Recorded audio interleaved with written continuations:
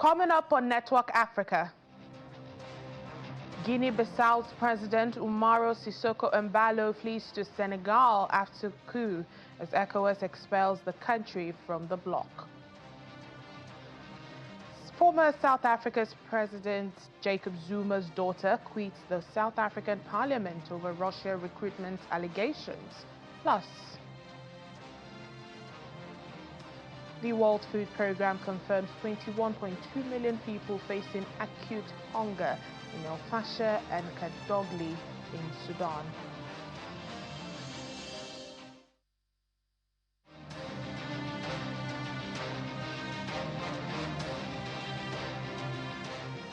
Hello and welcome to the program. It's the last episode for the week. I'm Layo Olarinde.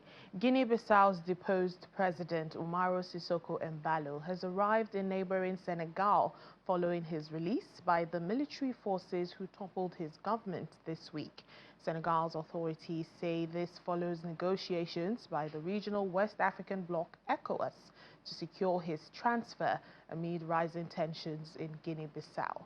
The Foreign Ministry said in a statement that President Embalo had landed in the country safe and sound on a chartered military flight late on Thursday.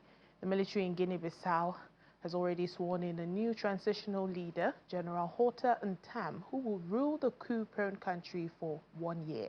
Wednesday's coup came a day before authorities were due to announce the provisional results of a presidential and parliamentary election. Well, the military has suspended that electoral process and blocked the release of the results. According to the Foreign Ministry of Sierra Leone, President Julius Maada Bio, who is the current ECOWAS chair, had contacted the Guinea-Bissau military on Wednesday to secure assurance for President Embalo's protection. In the meantime, West Africa's regional bloc ECOWAS has suspended Guinea-Bissau's membership hours after an army general was sworn in as the country's president. The decision was reached at a virtual session of ECOWAS Mediation and Security Council (MSC), chaired by Sierra Leone's President Julius Maada Bio on Thursday night. Well, the meeting included leaders from Cabo Verde, Ghana, Nigeria, Liberia, Senegal, and Benin Republic, among others. The bloc has condemned the army takeover, calling it an illegal abortion of the democratic process seeking to subvert popular will.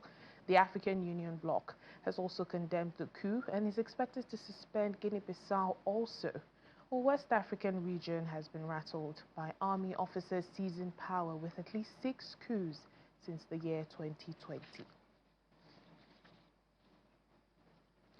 As the year winds down, the Nigerian Navy is intensifying efforts to ensure the maritime domain continues to remain safe and secured for business operations as it flags off Exercise Oni Ailewu in Lagos State.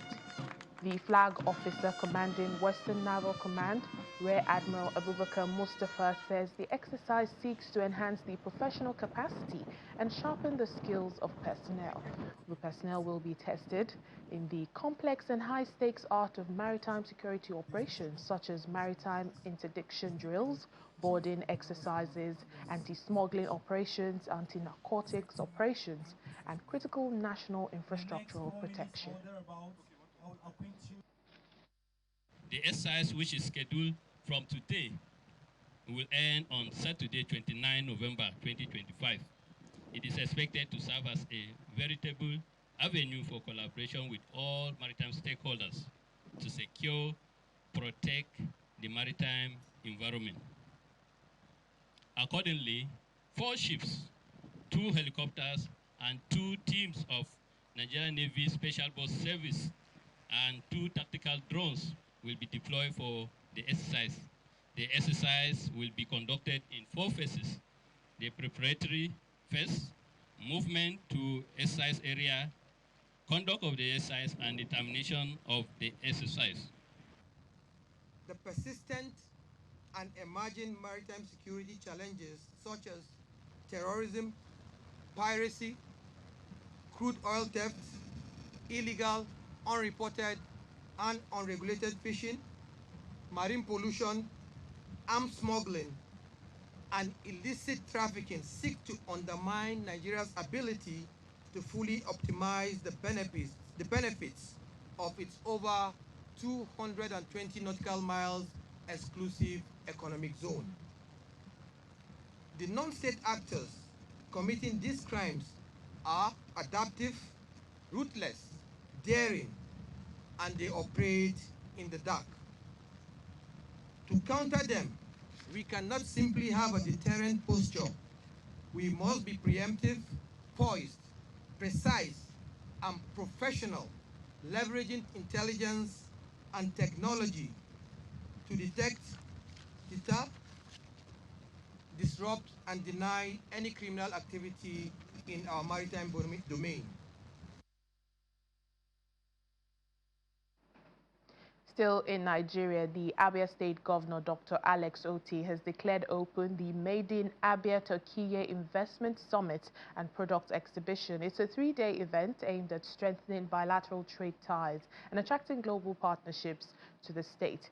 Speaking during the summit holding at the International Conference Center, Umuahia, Dr. Alex Oti said the summit represents a major step towards expanding Abia's economic frontiers and positioning the state as an emerging destination for manufacturing, agriculture, SME development, and industrial innovation.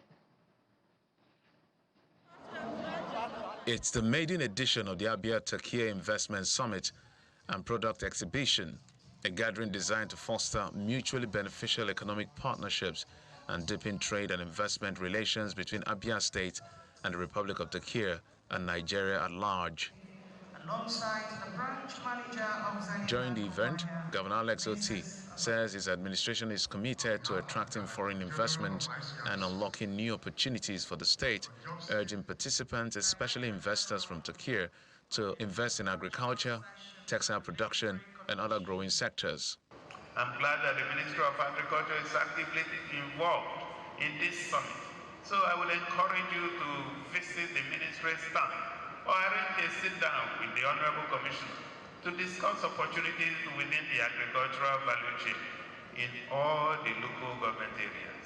In his remarks, the commercial counselor of the Turkish Embassy in Nigeria, Faith Tungzo, called for sustained collaboration with Abia State, noting that such alliances would open new opportunities for both sides.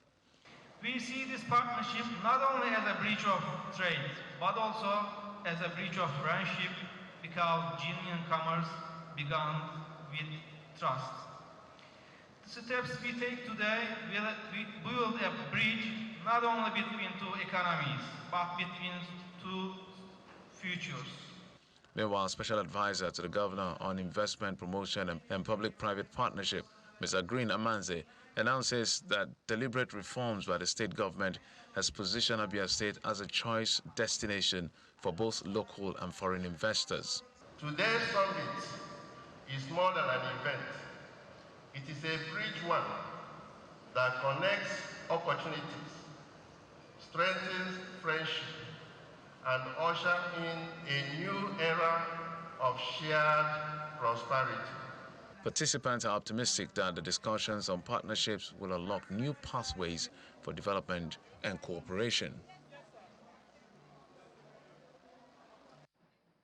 We're in South Africa now, where the daughter of former President Jacob Zuma, Duduzile Zuma Sembodla, has resigned from the South African Parliament amid allegations that she lured 17 men to fight for Russia in Ukraine.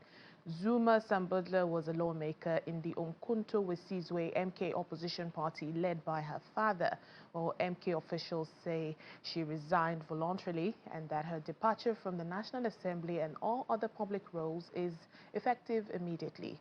Nanthi Nleko, who's MK party national organizer, say the party was not involved in luring the men to Russia and that Zuma Sembodla's resignation is not an admission of guilt. However, that the party would help support the families of these men.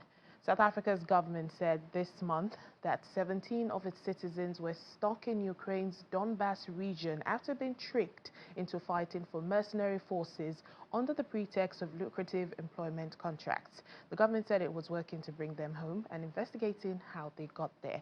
Well, on Sunday, police said that they would investigate Duduzile Zuma Sambudla after her half-sister made a formal request for the probe into her and 2 other people, accusing them of being involved. Well, Channels TV's correspondent in South Africa, Innocent Samosa, gives us more details on this story. Indeed, the Hawks have launched an investigation into MK Party's now resigned Member of Parliament, Duduzile Zuma, who's of course accused of recruiting 17 South African men to fight on the front line for Russia in its war against Ukraine. Now, we do know, colleague, that the case was opened by her own sister at the Sandton police station here in Johannesburg. But of course, the sister is claiming that the men were misled into basically thinking that they were heading to Russia for some sort of security training and would of course later guard senior members of parliament and MK party leaders. So that's where we find ourselves. But we're hearing also from the likes of Nati Ntleko, who's of course MK party national organizer, who told MK, or should I say, who told reporters that MK was not involved in, of course, luring the man into Russia, and that Zuma Sambudla's resignation was indeed not an admission of guilt. And he added that, the MK party would help support the men's families in basically getting them back to South Africa. But we're hearing also news from the Hawks spokesperson, that is Thandi Mabobo, who have said that both statements from both sisters, that is Duduzile Zuma and her sister, are now being examined with investigators, of course, looking into possible charges. One would imagine possible charges of human trafficking, issues around fraud, and of course issues around illegal recruitment. So that's where we find ourselves. But it does seem as though it's not ending now for Duduzile Zuma. On a separate matter, you would remember that she's being investigated as someone who was an instigator of the July unrest. We're hearing that the witness testifying in the July 2021 unrest case against Zuma Sambudla told the court that the violence in KwaZulu-Natal was indeed far from severe than what we've seen here in Gauteng. But of course, the looting, you'd remember, colleague, that it spread across both provinces, with many insisting that they were acting in support of calls for former President Jacob Zuma to be released. But of course, that matter is also being investigated, and the matter surrounding the 17 men in Russia is also still being investigated by the Hawks. And now to Sudan, where over 2.5 years of war have left 21.2 million people facing acute hunger, and 2 areas confirmed in famine, that's El Fasher and Kadogli, but in areas where conflict has subsided. Now, this is according to the World Food Programme. They say that they've been able to expand their reach, and assistance has been scaled up, making hunger to decline. However, the conflict persists as locations have been cut off from humanitarian assistance, and the situation remains critical. Well, the WFP is calling on the international community to step up with urgent, flexible funding and sustained political engagement to guarantee humanitarian access and push for lasting peace in Sudan. You have 2 main challenges, particularly in those areas that are the most affected by the conflict. That's in the Darfur states and in the Kordofan states in the south. One problem is access, and that is affecting particular towns such as the city of El Fasher and Kadugli. And the other problem is resources, where we're reaching 4 to 5 million people each month, but most of those people are receiving reduced rations. And come January, we simply won't have the resources in the pipeline in order to be able to continue providing that level of assistance. Let's take a break now on the program. Still to come, our Africa Tech segment discusses a critical turning point in Africa's clean energy transition. Please stay with us for more details.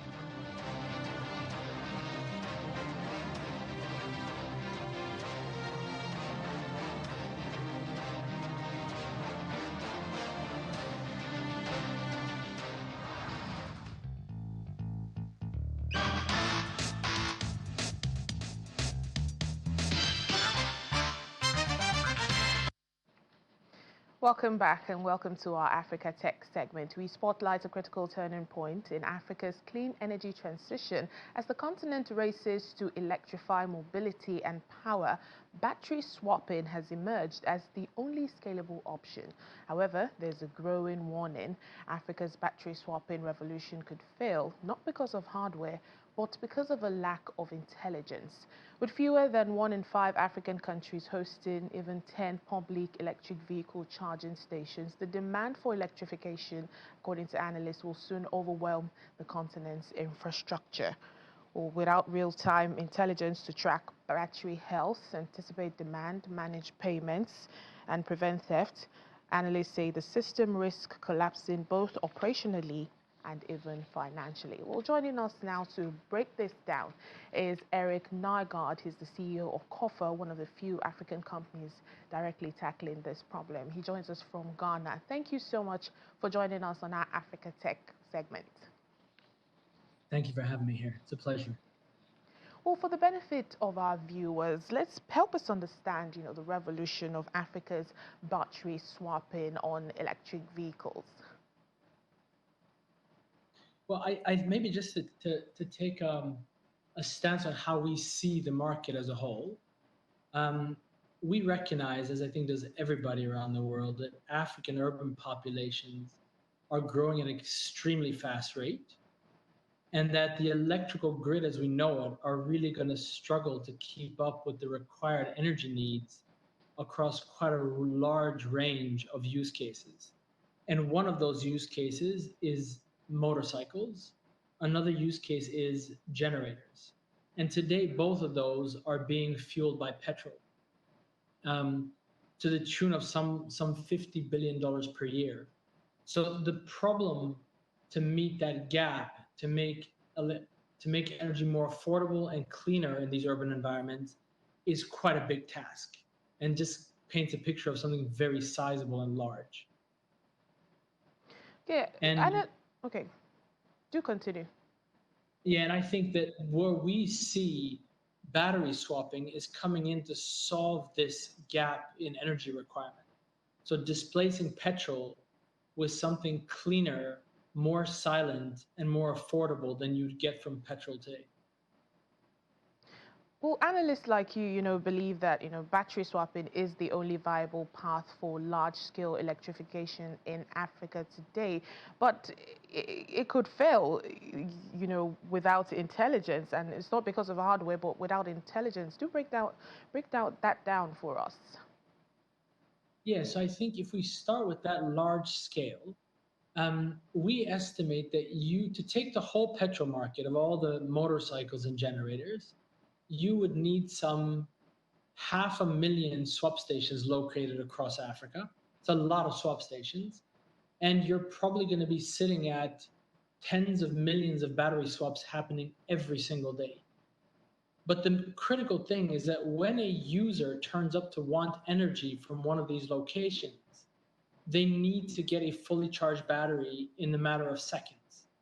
And to achieve this consistently, you need to have really good intelligence and monitoring capability to make sure that you can balance the demand against the supply of batteries so that customers can trust and always get a battery when they turn up at a station. So this is really a big AI piece to think through how you ensure a battery is always available when a rider or user turns up at a swap station, means you need to move batteries around the network, but also incentivize riders or users to go where batteries are available. And I think that needs to be incentive driven. So it's a big supply demand optimization that needs to happen. Indeed, and the statistics show that with fewer than 1 in 5 African countries having more than 10 public EV charging stations, how do you now think, the current infrastructure can measure up to what is really needed to meet the projected demand, which you've highlighted?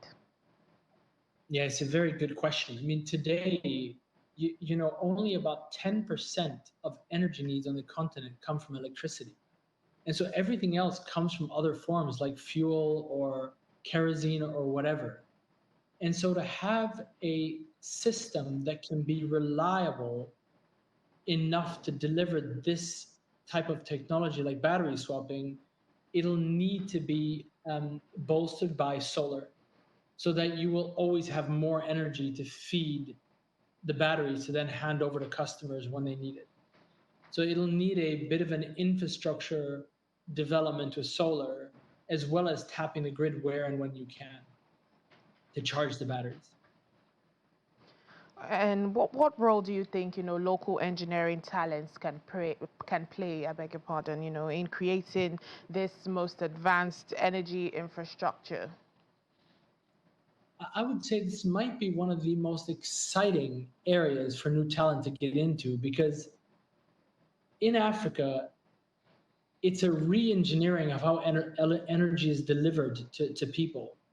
And so engineers on the ground will be best suited to develop and solutionize these things for the people on the ground. And I think it's really exciting. The great thing is that already, with the spread of social media and access to internet, the talent on the ground is already really high caliber. And so adapting them to this new exciting system, I think is readily there for the taking, and should create a lot of interesting and exciting job opportunities for young people coming out of school. It should be really exciting for them. All right, then. Thank you so much, Eric Nygaard, CEO of COFA. Thank you for speaking to us. Thank you very much. Appreciate the time.